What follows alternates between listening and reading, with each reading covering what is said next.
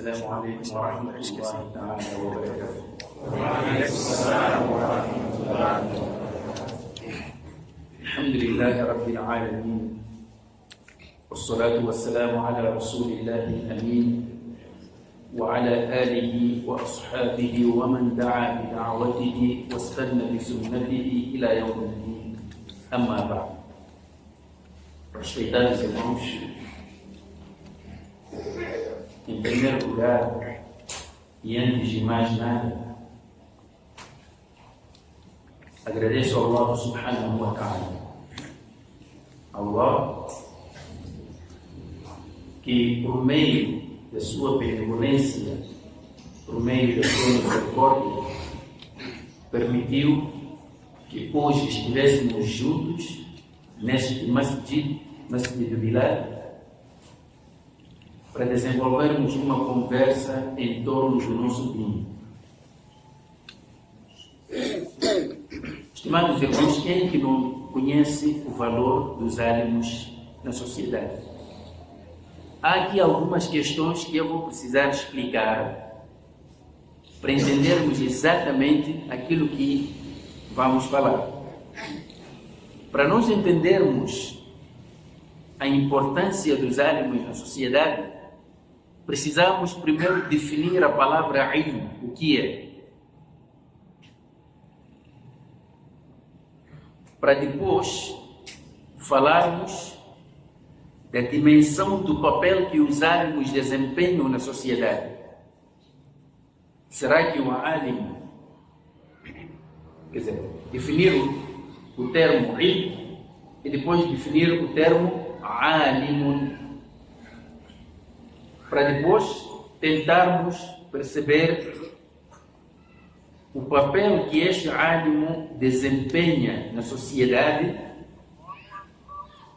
se existem áreas específicas para os alimos ou ele mexe com tudo. A palavra ilm, se calhar todos nós sabemos disso, que a palavra ilm significa conhecimento. Se a palavra ilm significa conhecimento, alimun seria o conhecedor. Aquele que tem um conhecimento, foi buscar o conhecimento, então chama-se alim. Mas quando falamos do ilm, no contexto do Islã, estamos a falar de quê? Quando ouvimos a palavra ilm, alguns entre nós, quando ouvem a palavra ilm, pensam que o ilm é só conhecimento sobre Tawhid, Sira, Quran, Tafsir, Fiqh, aquelas disciplinas que habituamos chamar de disciplinas islâmicas. Então considera alimu quem conhece esta matéria islâmica, matéria religiosa. Fora disso já não há mais alimu para ele. E outros consideram alimu como uma palavra árabe que traduzida para o português pode significar conhecedor, pode significar cientista, aquele que vai buscar a ciência. Então, aquele que estudou geografia, matemática, história, biologia, química, física, este é um cientista, este é um conhecedor. Mas o que é que o Corão Al-Karim diz? Daí que vamos aqui estabelecer uma relação entre o início e o fim. Allah subhanahu wa ta'ala, quando criou Adam alayhi salam, depois de soprar nele do seu espírito e Adam transformou-se num ser humano, a primeira coisa que Allah lhe deu, o que foi? Foi ilm, sabedoria. Disse: وَعَلَّمَ آدَمَ الْأَسْمَاءَ كُلَّهَا ثُمَّ عَرَضَهُمْ عَلَى الْمَلَائِكَةِ فَقَالَ أنبئوني بأسماء هؤلاء إن كنتم صادقين قالوا سبحانك لا علم لنا إلا ما علمتنا إنك أنت العليم الحكيم. Nestes versículos dizer que deu a Adão alayhi salam conhecimento dos nomes de todas as coisas. Conhecimento este que os anjos não tinham. Isto no início da humanidade. A primeira coisa que nos aparece logo no início da existência dos seres humanos é o conhecimento. Quando chegamos já no fim, quando Allah subhanahu wa ta'ala enviou o Nabi Muhammad alayhi salatu wassalam como mensageiro, a primeira coisa que Allah revelou ao Nabi, qual foi? Conhecimento. Disse: Iqra bismi rabbika alladhi khalaq. Lê em nome do teu Senhor que criou. Khalaqa al-insana min 'alaq. Criou o homem a partir de um coágulo de sangue. Iqra wa rabbuka al-akram. Lê, e o teu Senhor é o generosíssimo. Alladhi 'allama bil qalam, é aquele que ensinou através da pena. A pena aqui é o instrumento com que se vai buscar o conhecimento. 'Allama al-insana ma lam ya'lam, e ensinou ao homem o que este não sabia. Estimados irmãos, estão a ver aí a relação que há. Adão alayhi salam, no início da humanidade, começou com o conhecimento. No momento de finalizar a mensagem através do Nabi Muhammad alayhi salatu wassalam, termina com o conhecimento. Isto mostra a importância que o conhecimento tem no Islã. Agora, o conhecimento que o Islã traz e o Corão todo é o conhecimento, porque quando Allah subhanahu wa ta'ala enviou o Nabi alayhi salatu wassalam, disse que este Nabi vinha fazer o quê? وَيُعَلِّمُهُمُ الْكِتَابِ, e para lhes ensinar o livro. O Nabi vinha nos ensinar o livro que é este, o Corão. Portanto, o Corão tem conhecimento. E o conhecimento que o Corão tem é o conhecimento de Allah. Então, estimados irmãos, o Corão, quando fala do conhecimento, não escolhe uma área específica do conhecimento. Não. Porque Allah subhanahu wa ta'ala criou o homem e fez-lhe habitar aqui no mundo e deu-lhe a missão de desenvolver a vida na terra através do conhecimento que Allah lhe deu. Desenvolver a vida na terra através do conhecimento que Allah deu.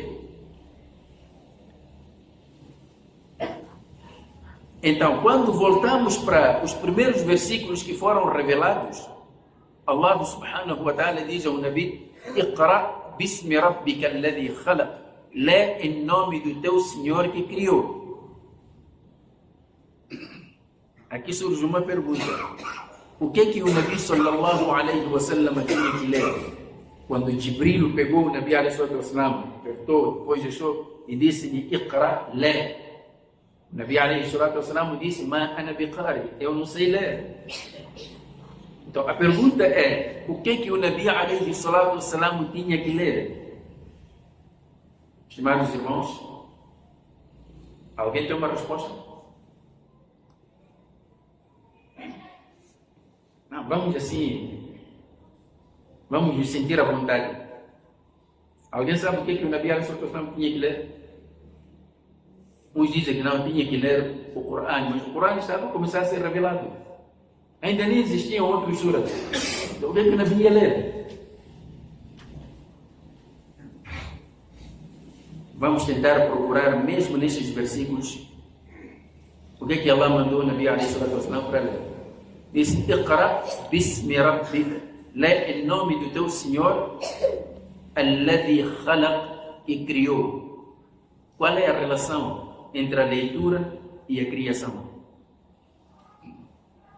Vamos entrar já no livro da leitura. O livro da leitura. الذي خلق الإنسان من علق.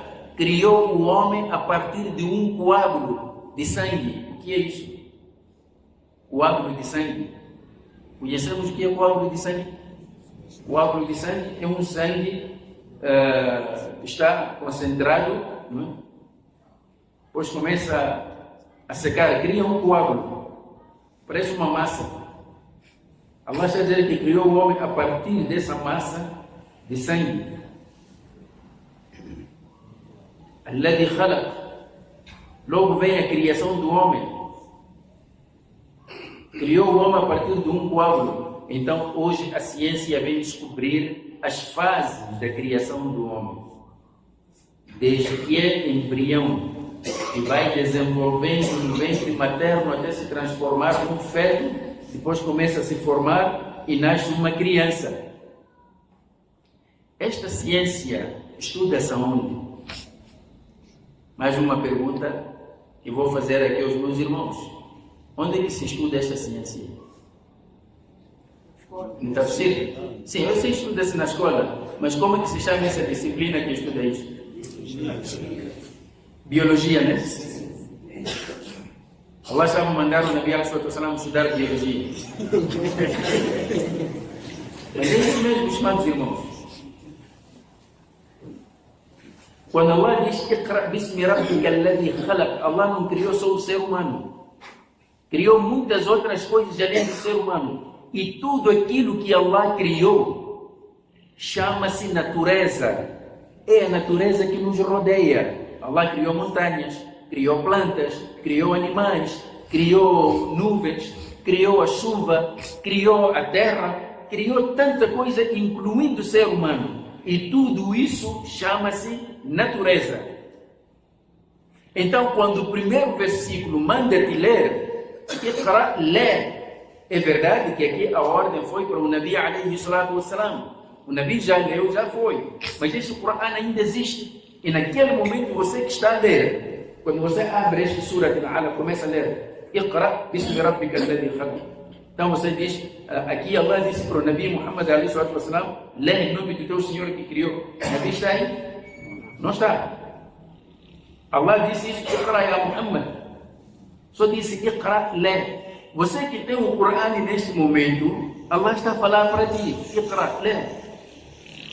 O que você vai ler? Leia a natureza que Allah criou à tua volta, porque a leitura da natureza vai te conduzir ao conhecimento do Criador.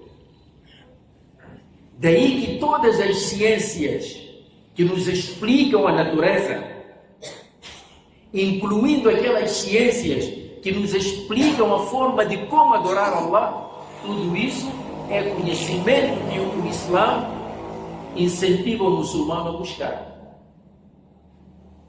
Então, se você estuda biologia, você está ao serviço do Dini. Se você estuda matemática, você está no Dini. Se você estuda fiqh, você está no Dini. Se você estuda tafsir, você está no Dini. Tawhid, você está no Dini. O que marca a diferença entre uma ciência ou um conhecimento que agrada a Allah e um conhecimento que não presta, o que marca a diferença está precisamente no início do versículo. Iqra bismi rabbik. Lê em nome do teu Senhor. O problema é que o mundo atual leu muito, mas não em nome do Senhor. Quando o mundo leu e excluiu o nome de Allah, quer dizer, não procurou agradar a Allah na sua leitura, na sua busca do conhecimento, então desenvolveu uma ciência que só desvia o homem e traz desgraça no mundo. Vocês sabiam que hoje em dia, até para ser ladrão, precisa estudar? Isso é verdade. Precisa estudar.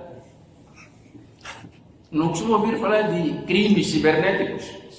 O que é isso? Alguém que não conhece informática vai... Não. vai. Então precisa estudar. Mas esse conhecimento é o conhecimento que o Islã quer? É aquele conhecimento que o Nabi disse: "Wa min ilmin la yanfa", ou Allah peça-te proteção contra o conhecimento que não tem utilidade nenhuma. É esse conhecimento. Antes do contrário, é prejudicial. É prejudicial. Porque o mundo ocidental que desenvolveu a ciência e a tecnologia, que hoje nos descontrola as cabeças, desenvolveu tudo aquilo não em nome de Allah. Como desenvolveu não em nome de Allah, produziu um conhecimento que até agora é um instrumento da nossa desgraça. Este telefone, estimados irmãos, é o conhecimento, não é? Sim. Se este conhecimento fosse para agradar a Allah, não estaria nos trazer os problemas que está nos trazer hoje. Hoje já criamos digamos, já não conseguimos ficar sem isto. Você não sai de casa senão com isto. Já não há mais aquelas interações sociais, porque cada um está no telefone. Está no carro, está no telefone. Já não se conversa, chegam num sítio mesmo na família. Estão todos ali juntos, mas cada um está no seu mundo. Tem ali milhares de amigos, está a rir sozinho. Parece que enlouqueceu. Coisa disto. Depois, com o andar do tempo, a pessoa não se apercebe, está toda hora assim, começa já a ter problemas de pescoço. É capaz de chegar no hospital, dizer: doutor, eu já não consigo me mexer com o pescoço. Então, isso é problema de estar sempre inclinado assim. É a nova doença que o celular nos traz, chama-se pescocite. Está toda hora inclinado assim. Já ninguém tem tempo. Esquecemos que este telefone é um instrumento. E este instrumento pode servir para o bem como pode servir para o mal. Da mesma forma que tens uma faca em casa, pode servir para cortar cebola, como pode servir para matar. Depende do seu niyat. Innamal a'malu binniyat. Então, o que eu queria dizer é que o Islã, desde o primeiro momento, privilegiou o conhecimento e colocou como a base na crença em Allah o conhecimento. Portanto, o conhecimento é um instrumento que serve, é um instrumento eficaz para construir as sociedades, para desenvolver a vida. É através do conhecimento. É por isso que o Islã incentivou os muçulmanos a buscarem o conhecimento. E o conhecimento no Corão e Sunna não tem uma área específica. Todo aquele que tem um conhecimento é um alim. Mesmo que seja um engenheiro, ele na engenharia é alim. Allah subhanahu wa ta'ala diz: "Fas'alu ahla adh-dhikri in kuntum la ta'lamun." Perguntai aos dotados. Adh-dhikr aqui é o próprio conhecimento. Perguntar aos dotados do conhecimento naquilo que ignoram. Você, quando tem a cadeira quebrada lá em casa, vai buscar o conhecimento de onde? De um carpinteiro ou de um pedreiro? De um carpinteiro. É a questão da cadeira. Então, este carpinteiro naquela área é alim. Então, em cada ramo da ciência, nós muçulmanos temos que estar lá para dar reforço ao nosso deen, e esta área na busca do conhecimento é uma área também do jihad. Daí que nós temos que incentivar os nossos jovens a buscarem este conhecimento. Hoje há muitas universidades, alhamdulillah, e os nossos jovens estão a estudar, estão-se a formar, já têm licenciatura, já têm mestrado, já têm doutoramento em diferentes áreas de informática, onde estão aí. Mas prestem atenção, estudem. Bismi Rabbik Isso não deve nunca desaparecer.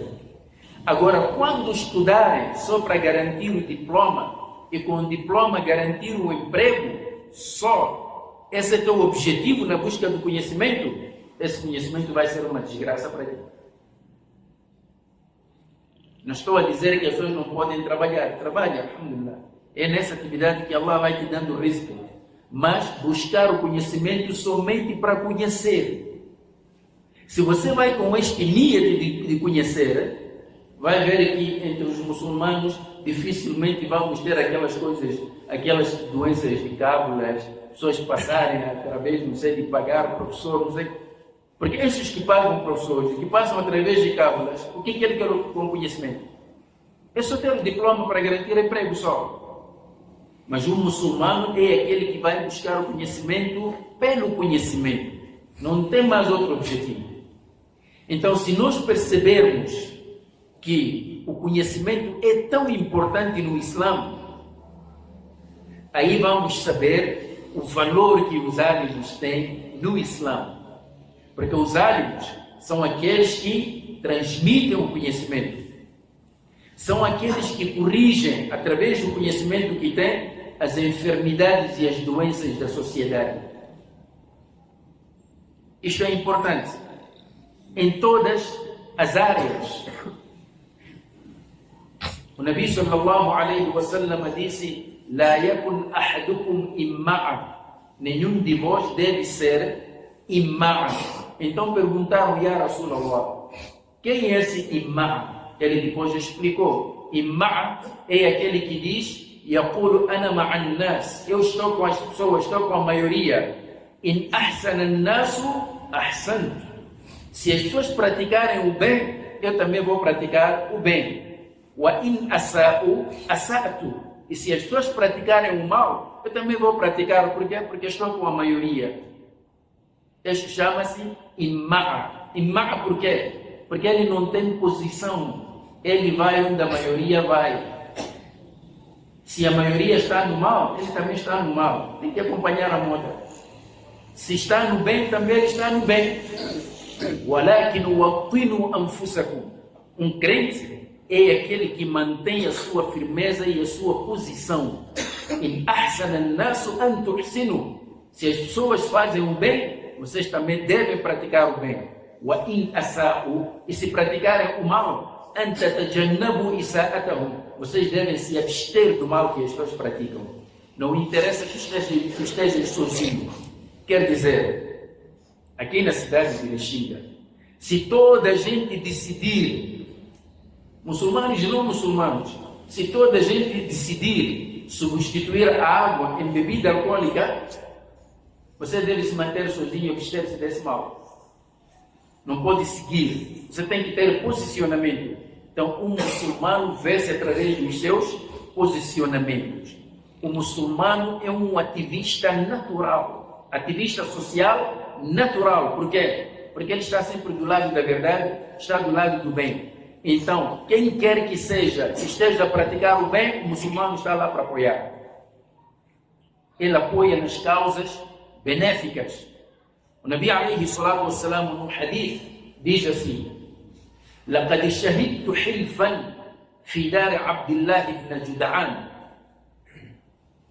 والله لو دعيت لمثله في الإسلام لأجبت.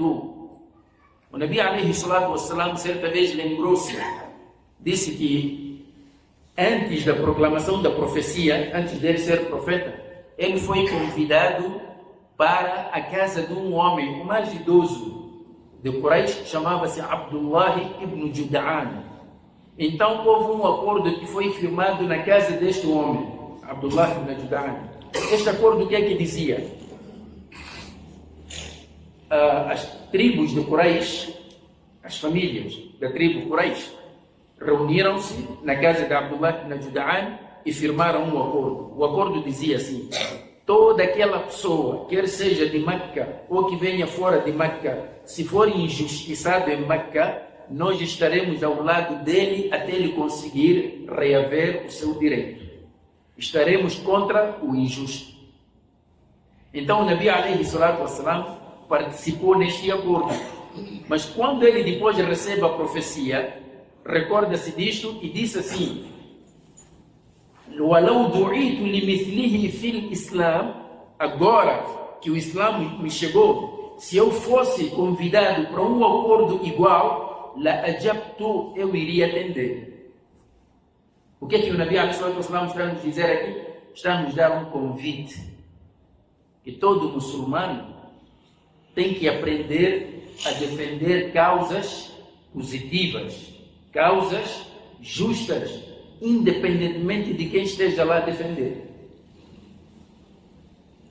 Vamos supor que um grupo de não muçulmanos reuniram-se e disseram assim: nós queremos apoiar qualquer necessitado na nossa zona. Qualquer pessoa que tenha dificuldades, nós queremos apoiar. O Islã não incentiva para isso? Então você não pode olhar para as pessoas: eu não posso entrar ali porque não são muçulmanos. Não, olha para a causa que eles estão a defender. Se for uma causa justa, fica com eles. Por causa dessa causa. Vamos supor que um grupo de muçulmanos decidiram: com esta coisa de custo de vida, vamos lá fazer uma coisa, porque ouvimos dizer que em Nampula também já tem. Já ouviram falar do grupo dos 15? O grupo dos 15 são jovens que se reuniram, andam à noite de katanas para assaltar casas, matar e roubar. Vamos supor que um grupo de muçulmanos decidiu fazer isso. Você vai se juntar a eles porque são muçulmanos? Não, porque a causa não é justa. Estão a ver o posicionamento do muçulmano conforme o Islã manda? É isso que o Islã quer de nós. Então, um álimo, na verdade, é aquele que cultiva estes valores nos corações. Esta é a razão porque que o Shaitã tem muito medo de um álimo do que de 1000 pessoas que adoram sem conhecimento. Ele tem muito medo, porque ele sabe que o álimo é aquele que vai alertar, o álimo é aquele que vai combater a ignorância. Então o que o Shaitã faz? Principalmente quando este álimo ensina dino, o Shaitã faz uma coisa: começa a intensificar lutas contra ele. Mas ele, Shaitã, não há de aparecer assim pessoalmente. Ele tem seu pessoal, tem seus agentes também. Trabalham com ele. São esses que ele vai buscar. Então são essas pessoas que depois começam só a procurar defeitos do álimo. Mas aquele não presta, porque ontem eu cumprimentei e não me respondeu. Porque aquele tem mania. É a voz do Shaitã está a falar através da boca dele. Quer dizer, no fundo, é o Shaitã que não quer travar as pessoas para não escutarem aquele álimo. Mas a mesma coisa ele não faz com outros. Quando é um jogador, por exemplo, Ronaldo ou Messi, né? Muita gente gosta de Messi. Alguém já procurou defeitos de Messi? Não vai. Nem Shaitã vai te permitir fazer isso. Você só vai ver coisas boas de Messi. Mas experimenta lá ser um álimo. Vai cutucar até apanhar qualquer deslize. Que é trabalho do Shaitã. Então, estimados irmãos, esta é a batalha que um álimo tem, porque o Shaitã não fica satisfeito. Ele quer desviar as pessoas do álimo para não ouvir a verdade. Estimados irmãos, o valor de um álimo e um dos sinais, se calhar, do Qiyamat é precisamente esta questão de desprezar os álимos. Olha para o papel que ele está a desempenhar. O Nabi sallallahu alaihi wa sallam no hadith diz: "Laysa minna man lam yarham saghirana." Não é nosso aquele que não for benevolente para com a nossa criança, não for bondoso para com a nossa criança. "Laysa minna man lam yarham saghirana wa yuwaqqir kabirana." Também não é nosso aquele que não respeitar o nosso mais velho. não respeitar o nosso mais velho. Pessoa com idade merece respeito, merece dignidade, merece honra. Depois, no final do hadith, diz: وَيَعْلَمَ لِعَلِمِنَا فَضْلَهُ. E não é nosso aquele que não conhecer o valor do nosso alim. Então a escolha é sua. O Nabi está a dizer que não é nosso aquele que não conhecer o valor do nosso alim. Então você pode ouvir estas palavras do Nabi alayhi salatu wassalam e cumprir, como também podes decidir ser um agente do Shaitan, ser inimigo dos alims. Esta é a razão porque é que, quando vocês veem, é um político, é um jogador, é um músico, quando vem, toda a gente corre, até parece que vão fazer a Hajj. Enche campo. Mas quando vem um alimo, qual é a situação? Já não há isso. É a questão do Shaitan. O Shaitan decidiu fazer isso para afastar as pessoas, porque ele sabe perfeitamente que o alim, com todos os seus defeitos como ser humano, mas é aquele que acorda os corações, é aquele que combate a ignorância, porque com um alim as pessoas passam a conhecer Allah, passam a conhecer o Islã, passam a conhecer formas legais de viver conforme o Corão manda. E o Shaitan não quer isso, porque ele quer desviar as pessoas, quer pôr as pessoas no divertimento. Sabe, o Shaitan é muito perigoso. Às vezes aparece alguém que está a fumar. Hoje, quando vê assim um chefe, um álico, de repente já se escondeu o cigarro. Ou senão, você tem medo do chefe, não tem medo da Allah. Este pelo menos escondeu. Outros está a fumar. Antes do ânimo falar, ele é que abre a boca. Chefe, será que cigarro é haram? Não é haram, não é? Porque também eu nunca vi escrito no Corão. Agora, você está a perguntar ou está a ensinar? É para dizer o quê? Ele pergunta, ele responde e ele conclui. É para eu dizer o quê? Não, você nunca vi. Diga, traga-me lá o versículo do Corão que diz diretamente, de forma diretamente, que fumar é haram, cigarro é haram. E pergunto, então meu irmão também traga-me no Corão um versículo claro que diz que tomate é halal. Se mesmo. Se você compra. Agora, queres saber se o cigarro é halal ou haram? Há princípios. Primeiro, o Nabi sallallahu alayhi wa sallam disse assim: La darara wa la dirar. A palavra darar significa prejuízo, algo prejudicial. La darara wa la dirar. Isto é, ninguém pode fazer algo prejudicial, prejudicando o outro, como também prejudicar a si mesmo. Então, você como muçulmano não pode fazer uma coisa para prejudicar o seu irmão. Da mesma forma que não podes se prejudicar a si mesmo. Cigarro beneficia ou prejudica? Cigarro prejudica quem fuma, prejudica quem está perto de quem fuma. Prejudica quem fuma, porque aquilo vai queimando os pulmões. Prejudica quem está perto, porque os fumadores são de dois tipos. Existe um fumador chamado fumador ativo. Fumador ativo é aquele que fuma diretamente o cigarro.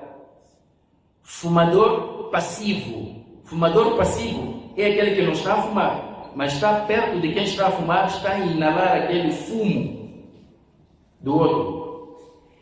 Em termos de prejuízo, este fumador passivo prejudica-se mais, porque só inalar o fumo equivale a ter fumado mais de 4 cigarros. Ele fumou 4 cigarros.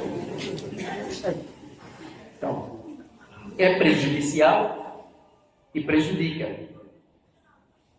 a outra pessoa. Queres mais prova para te dizer que o cigarro é haram? Com base neste hadith. 2. Allah subhanahu wa ta'ala falou acerca das qualidades do Nabi alayhi salatu wassalam. Diz: وَيُحِلُّ لَهُمُ الطَّيِّبَاتِ وَيُحَرِّمُ عَلَيْهِمُ الْخَبَائِثِ. O profeta vinha para tornar halal tudo aquilo que é bom e tornar haram tudo aquilo que é prejudicial. Então tu tens aqui uma balança com 2 pratos. Num prato vamos pôr وَيُحِلُّ لَهُمُ الطَّيِّبَاتِ, tornar halal as coisas boas. Pega as coisas boas e põe num prato. وَيُحَرِّمُ عَلَيْهِمُ الْخَبَائِثِ, e tornar ilícito tudo aquilo que é prejudicial. Pega as coisas prejudiciais e põe num prato. Onde é que eu acho que colocar o cigarro? Nas coisas boas ou nas coisas prejudiciais? Mas quem fuma vai dizer nas coisas boas, porque eu quando fumo sinto um relaxamento, vinha com o meu stress, mas agora sinto-me bem. Sabe, aquele relaxamento é falso. Por quê? Relaxamento que ele acha que é relaxamento, na verdade, quando ele fuma, não é? O que ele fez? Ele sufocou os pulmões, depois liberta o ar e sente um alívio e acha que é relaxamento que vem do cigarro. Estimados irmãos, não há benefício no cigarro. Allah subhanahu wa ta'ala diz: فَاسْأَلُوا أَهْلَ الذِّكْرِ إِن كُنتُمْ لَا تَعْلَمُونَ. Perguntem aos dotados de conhecimento sobre aquilo que vocês não sabem. Em matéria de cigarro, quem são os dotados de conhecimento? São aqueles que fabricam. E os que fabricam o cigarro são eles que escreveram, não fui eu. Eles escreveram ali no pacote de cigarro: fumar prejudica a saúde. Queres mais o quê? Os donos estão a dizer que isto é prejudicial. Você está a dizer que não, é bom. Estás a contrariar os ânimos daquela matéria. Então, não há benefícios no cigarro. Este é um exemplo que estamos a dar. Um ânimo, quando alerta para isto, todo fumador não gosta, principalmente os vendedores. E, infelizmente, nós temos, se sais de Quamba para Mandimba, há uma vasta região de produção de tabaco. Não era bom produzir mandioca ali? Então, não tem benefícios, mas mesmo assim insistem. Não, tem benefício porque aquilo traz dinheiro. Tá bom. Se estão a insistir nos benefícios, posso concordar convosco. Realmente que no cigarro há benefícios, mas os benefícios só são 3. Alguém conhece os benefícios do cigarro? Tem. Segundo os conhecedores da matéria, dizem que o cigarro tem 3 benefícios. O tabaco tem 3 benefícios. Primeiro, ladrão não entra em tua casa quando você fuma. 2, nenhum cão, você quando passa, o cão começa a ladrar. Cão não te aproxima de ti. 3, não envelheces. Então, vamos lá tentar perceber estes 3 benefícios. Eles explicam, não sou eu. Nenhum ladrão entra em casa. Como? O cigarro prejudica os pulmões. Isso deixa-te a tossir toda a noite. O ladrão pensa que você está acordado. É o primeiro benefício.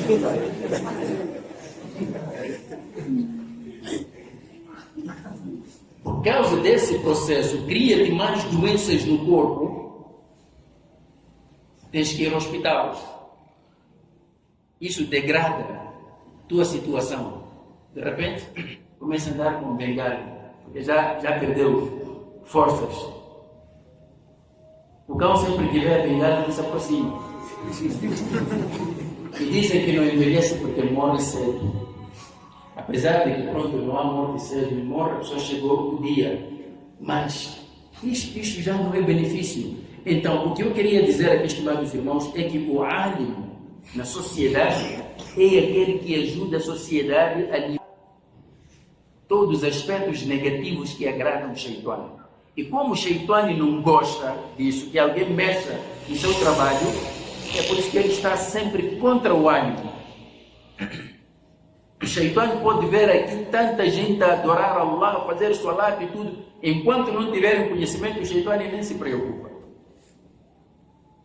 Mas se no meio deles aparece um álimo, é suficiente para o Shaitani perder sono. Já sabe, é este, vai alertar ali os outros.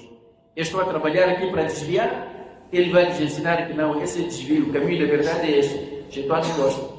Este é o valor que o álimo tem na sociedade. Mas o Shaitani, como não trabalha ele pessoalmente, conforme eu dizia, tem seus agentes, esses agentes hão de vir em forma de pessoas que fazem críticas. Pois que não, eu prefiro falar a verdade assim de forma crua, não é falar a verdade. Diz lá a verdade é que você não gosta dos álimos. Só isso. Então é por isso que as pessoas sempre procuram tirar defeitos. Esses álimos são isto, são aquilo. Então, estimados irmãos, nós não podemos seguir os passos do Shaitani. Mas queria mais uma vez agradecer a vossa presença, que Allah subhanahu wa ta'ala nos ilumine e nos engrandeça também com este Islã, e que faça de nós verdadeiros muçulmanos que tentam no seu dia a dia cumprir com os ensinamentos deste livro, porque só nisso reside a nossa salvação, tanto neste dunya como no akhirah. Jazakumullahu khairan. Wassalamu alaikum wa rahmatullahi ta'ala wa barakatuh.